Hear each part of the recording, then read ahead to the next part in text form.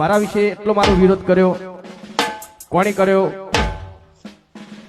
એ એટલી બધી મને ખબર નથી, પણ જેને પણ કર્યો એક ભાઈએ તો તમને ખબર છે કેટલા સુધી, કેટલી હદ સુધી મને મારી સામે બોલ્યો તો, મારા વિશે બોલ્યો તો.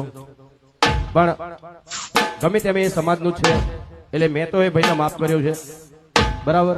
પણ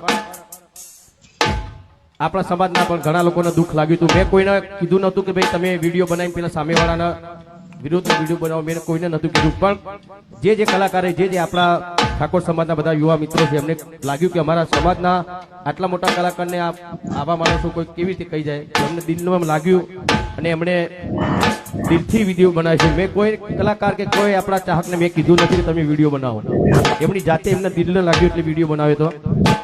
અને જો પેલા ભાઈના માફીના વિડીયો આવશે તો બધાને હું વિનંતી કરીશ કે તમે પણ બધા વિડીયો ડિલીટ કરી દેજો. તો આ એક સામાન્ય મુદ્દો હતો, એને મારું નામ બગડે એટલા માટે આ કાવતરું જે પણ જેણે કર્યું છે એને.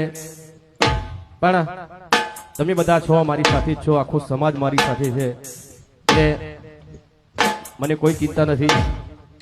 રાજકારણની વાત રાજકારણમાં રહી, માં તો મારા સમાજની વાત હતી, મારા ચાહકોની વાત હતી, એટલા માટે મેં વાત રજૂઆત કરી હતી, વિનંતી કરી હતી, મેં કોઈ ઓર્ડર નહોતો કર્યો.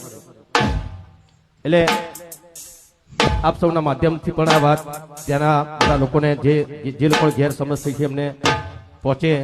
અમારા જે લાઈવ થઈ રહ્યું છે એમાં પણ જોશે ને જમાવટ નામની યુટ્યુબ ન્યૂઝ ચેનલ છે, એમાં પણ મેં ઇન્ટરવ્યુ આપ્યું છે. તમે ચોક્કસ જોજો ને તમે શું કહેવા માંગો છો કોમેન્ટમાં જણાવજો.